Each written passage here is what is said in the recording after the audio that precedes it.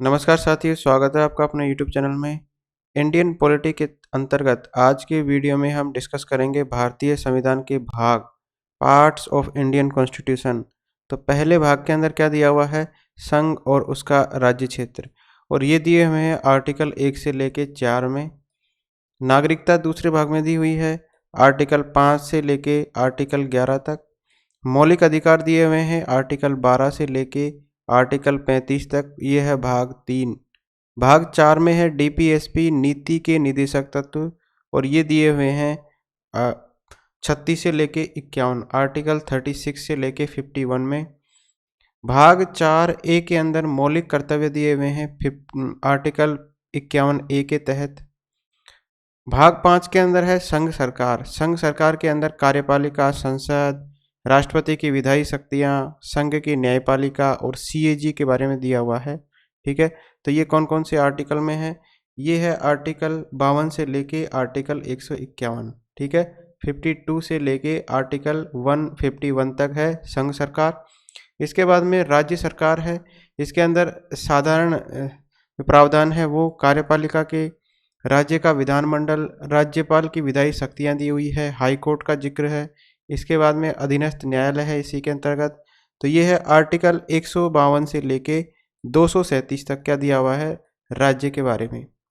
संघ के बारे में दिया हुआ है 52 से लेके 151, और राज्य के बारे में दिया हुआ है 152 से लेके 237।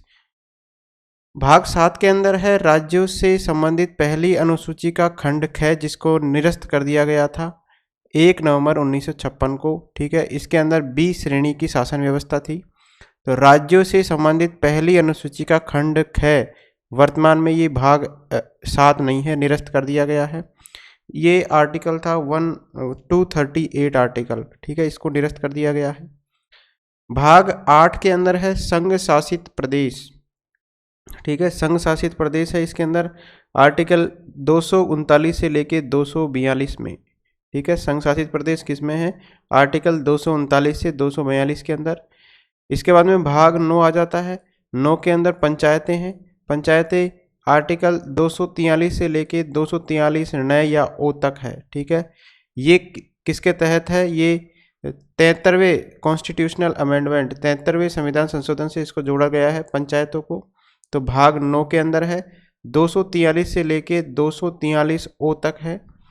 इसके बाद में 9A के अंदर नगरीय निकाय है, और 9B के अंदर है सहकारिता। तो ये तीनों क्रम में याद रखिए।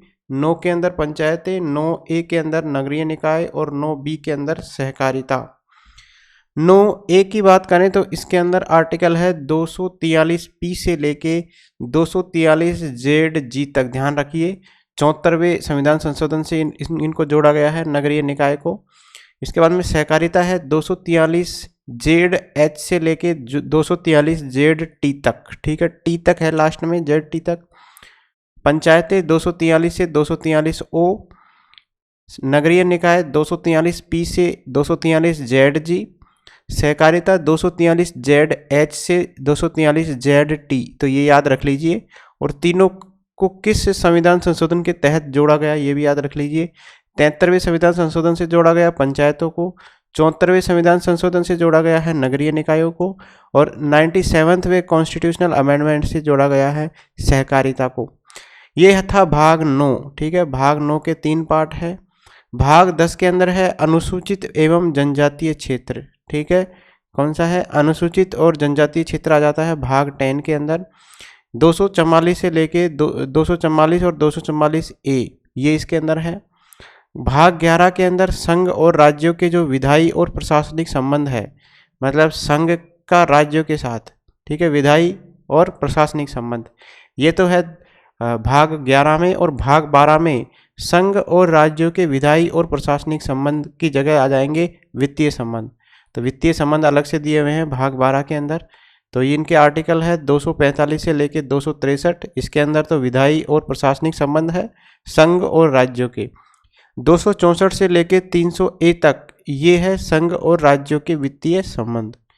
इसके बाद में भाग 13 की बात करें तो भाग 13 के अंदर अंतर्राज्यीय व्यापार, वाणिज्य एवं समागम का उल्लेख है। ठीक है, जो अंतर्राज्यीय का मतलब है राज्यों के बीच आपसी जो व्यापार और वाणिज्य और समागम है उसके बारे में जिक्र है 301 से लेके 307 आर्टिकल तक। भाग 14 के अंदर है संघ और राज्यों के अधीन जो सेवाएं आती है वो, ठीक है, जैसे यूपीएससी हुई, आरपीएससी हुई, ये सारी सेवाएं जो आती है आर्टिकल 14 के अंतर भाग 14 और आर्टिकल 308 से लेके 343 में लिखा हुआ है इनके बारे में। इसके बाद में 14A ये बाद में जोड़ा गया था। इसके अंदर है ट्रिब्यूनल न्यायाधिकरण 323A और 323B, ये 42वें संविधान संशोधन से इनको जोड़ा गया है न्यायाधिकरण को। इसके बाद में भाग 15 के अंदर निर्वाचन दिया हुआ है 324 से लेकर 329 तक, इंपॉर्टेंट है। भाग 16 के अंदर कुछ वर्गों के लिए, ठीक है, कुछ वर्गों के लिए विशेष प्रावधान है 330 से लेकर 342 आर्टिकल तक है। भाग 17 के अंदर राजभाषा का उल्लेख है 343 से लेकर 351 तक राजभाषा दी हुई है। भाग 18 के अंदर आपातकालीन उपबंध दिए हुए हैं 352 से लेकर 360, 3 तरीके के आपातकाल लगाए जा सकते हैं। भाग 9 के अंदर प्रकीर्ण मिसलेनियस जो भी है वो दिया हुआ है 361 से लेकर 367 तक, ये इंपॉर्टेंट है। 368 के अंदर क्या दिया हुआ है, संविधान संशोधन। भाग 20 के अंदर, भाग 21 की बात करें तो अस्थायी प्रावधान दिए हुए हैं 369 से लेके 392 तक।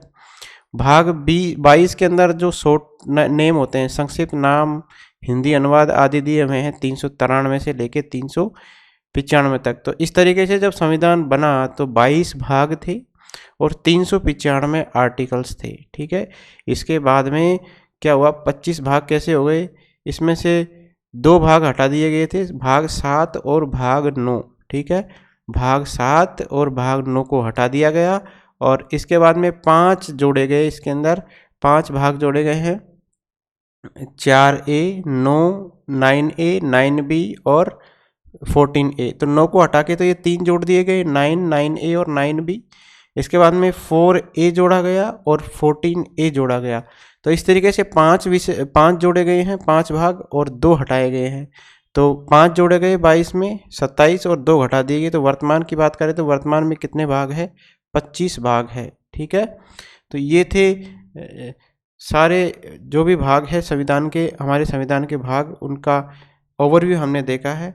नेक्स्ट पार्ट में हम स्टार्ट करेंगे भारतीय संविधान को भाग 1 से लेके। Thank you friends.